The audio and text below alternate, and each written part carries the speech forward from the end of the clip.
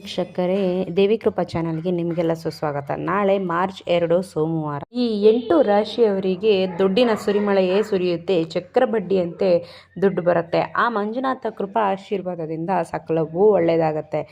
ಅದು ಯಾವ್ಯಾವ ರಾಶಿಗೆ ಅಂತ ನೋಡೋಣ ಬನ್ನಿ. ಅದಕ್ಕೆ ಮುಂಚೆ ದಯವಿಟ್ಟು ನನ್ನ ಚಾನಲ್ ಲೈಕ್ ಮಾಡಿ, ಶೇರ್ ಮಾಡಿ, ಹಾಗೆ ಯೂಟ್ಯೂಬಲ್ಲಿ ನೋಡ್ತಿರೋರು ಸಬ್ಸ್ಕ್ರೈಬ್ ಮಾಡ್ಕೊಳ್ಳಿ, ಫೇಸ್ಬುಕ್ಕಲ್ಲಿ ನೋಡ್ತಿರೋರು ಫಾಲೋ ಮಾಡ್ಕೊಳ್ಳಿ ಫ್ರೆಂಡ್ಸ್. ಬನ್ನಿ ನೋಡುವ. ಹೌದು, ನಾಳೆ ಮಾರ್ಚ್ 2ನೇ ತಾರೀಕು ಸೋಮವಾರ. ನಾಳೆಯಿಂದ 8 ರಾಶಿಯವರಿಗೆ ದುಡ್ಡಿನ ಸುರಿಮಳೆಯೇ ಚಕ್ರ ಬಡ್ಡಿಯಂತೆ ದುಡ್ಡು ಬರಲಿದೆ ಆ ಮಂಜುನಾಥ ಕೃಪಾ ಆಶೀರ್ವಾದದಿಂದ. ಹೊಸ ಹೊಸ ಆದಾಯದ ಮಾರ್ಗಗಳು ಗೋಚರಿಸುತ್ತೆ.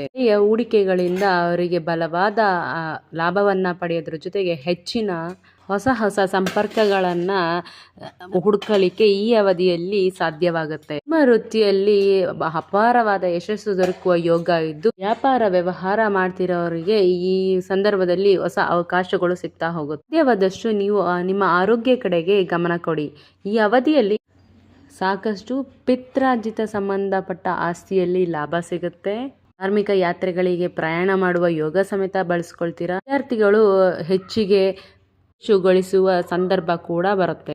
ಧನ ಪ್ರಾಪ್ತಿಯಾಗತ್ತೆ. ಗುಪ್ತ ವಿದ್ಯೆ ಮತ್ತೆ ಶೋಧ ಕಾರ್ಯಗಳಲ್ಲಿ ನಿಮ್ಮ ಆಸಕ್ತಿ ಹೆಚ್ಚಿಗೆ ಆಗ್ತಾ ಹೋಗುತ್ತೆ. ನೀವು ಈ ಒಂದು ಸಂದರ್ಭದಲ್ಲಿ ವೈವಾಹಿಕ ಜೀವನದಲ್ಲಿ ದೋಷವನ್ನ ಕಾಣ್ತೀರಾ ಹಾಗೂ ಈ ಒಂದು ಸಂದರ್ಭದಲ್ಲಿ ವಿವಾಹಕ್ಕಾಗಿ ಉತ್ತಮ ಪ್ರಸ್ತಾರಗಳನ್ನ ಪಡ್ಕೊಳ್ತೀರಾ ಹಾಗೂ ಪಾಲುದಾರಿಕೆಯಲ್ಲಿ ಕೆಲಸ ಮಾಡೋರಿಗೆ ಅಪಾರ ಲಾಭವನ್ನ ಕೂಡ ದೊರಕುತ್ತೆ. ನೀವು ಈ ಒಂದು ಸಂದರ್ಭದಲ್ಲಿ ಕೆಲಸ ಮಾಡೋರು ಅಂತ ಆಗಿದ್ರೆ ಕೆಲಸಗಳಲ್ಲಿ ಹೊಸ ಜವಾಬ್ದಾರಿಗಳು ಸಿಗುತ್ತೆ. ಪಾಲುದಾರಿಕೆಯಲ್ಲಿ ಕೆಲಸ ಮಾಡ್ತಿರುವಂತ ಜನರು ಈ ಸಮಯದಲ್ಲಿ ಅಪಾರ ಅವರ ವೃದ್ಧಿಯನ್ನೇ ಕಾಣ್ತಾರೆ. ಹಾಗೆ ರಚನಾತ್ಮಕ ಕಾರ್ಯಗಳಲ್ಲಿ ಈ ಸಮಯದಲ್ಲಿ ಸಾಕಷ್ಟು ಲಾಭವನ್ನೇ ಕಾಣ್ತೀರಾ. ಮಕ್ಕಳಿಗೆ ಸಂಬಂಧಪಟ್ಟಂತೆ ಲಭಿಸುವ ಶುಭ ಸುದ್ದಿಗಳನ್ನ ಕೇಳುವ ಯೋಗ ಕೂಡ ನಿಮಗಿದೆ.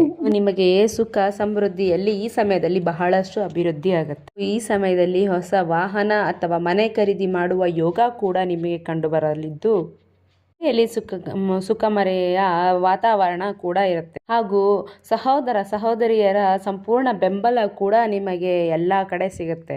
ಈ ಸಮಯದಲ್ಲಿ ನೀವು ಸ್ವಲ್ಪ ದೂರ ಪ್ರಯಾಣ ಮಾಡೋದ್ರಿಂದನೂ ಕೆಲಸದ ಮೇಲೆ ಅದರಿಂದ ಅಪಾರ ಲಾಭವನ್ನೇ ನೀವು ಗಳಿಸ್ತೀರಾ. ಮಾರ್ಕೆಟಿಂಗ್ ಅಥವಾ ನೆಟ್ವರ್ಕ್ ಸಂಬಂಧಪಟ್ಟಂತ ಕೆಲಸ ಮಾಡ್ತಿರುವ ಈ ರಾಶಿಗಳು ಅಪಾರ ಲಾಭವನ್ನ ಪಡ್ಕೊಂತಾರೆ. ನಿಮ್ಮ ಜೀವನದಲ್ಲಿ ಸಾಕಷ್ಟು ಮಾಧುರ್ಯತೆ ಇರುತ್ತೆ. ಪೂರ್ಣ ಕೆಲಸಗಳು ಈ ಸಮಯದಲ್ಲಿ ಪೂರ್ಣಗೊಳ್ಳುವ ಎಲ್ಲಾ ಸಂಭವಗಳು ಇದೆ.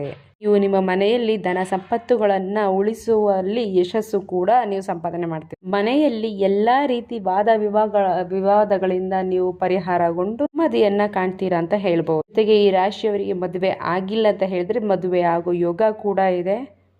ನಿಮ್ಮ ಆತ್ಮವಿಶ್ವಾಸ ಹೆಚ್ಚಿಗೆ ಆಗುತ್ತೆ. ವೃತ್ತಿ ಜೀವನಕ್ಕೆ ಸಂಬಂಧಪಟ್ಟಂತೆ ಹೊಸ ಮಾರ್ಗಗಳನ್ನ ಪಡ್ಕೊಂತೀರಾ. ಇಷ್ಟೆಲ್ಲ ಲಾಭ ಮತ್ತೆ ಅದೃಷ್ಟ ಪಡಿತಿರುವಂತ ಆ ಅದೃಷ್ಟವಂತ 8 ರಾಶಿಗಳು ಯಾವ್ದು ಅಂತ ನೋಡೋದಾದ್ರೆ, ಮಿಥುನ ರಾಶಿ, ಮೀನ ರಾಶಿ, ವೃಷಭ ರಾಶಿ, ಮೇಷ ರಾಶಿ, ಕನ್ಯಾ ರಾಶಿ, ಕಟಕ ರಾಶಿ, ಸಿಂಹ ರಾಶಿ, ತುಲಾ ರಾಶಿ. ಇವುಗಳಲ್ಲಿ ನಿಮ್ಮ ರಾಶಿ ಇದ್ರೂ ಕೂಡ ಇಲ್ಲಾಂದ್ರೂ ಕೂಡ ಭಕ್ತಿಯಿಂದ ಓಂ ನಮೋ ಮಂಜುನಾಥ ದೇವಾಯ ನಮಃ ಅಂತ ಕಮೆಂಟ್ ಮಾಡಿ, ಹಾಗೆ ಲೈಕ್ ಮಾಡಿ.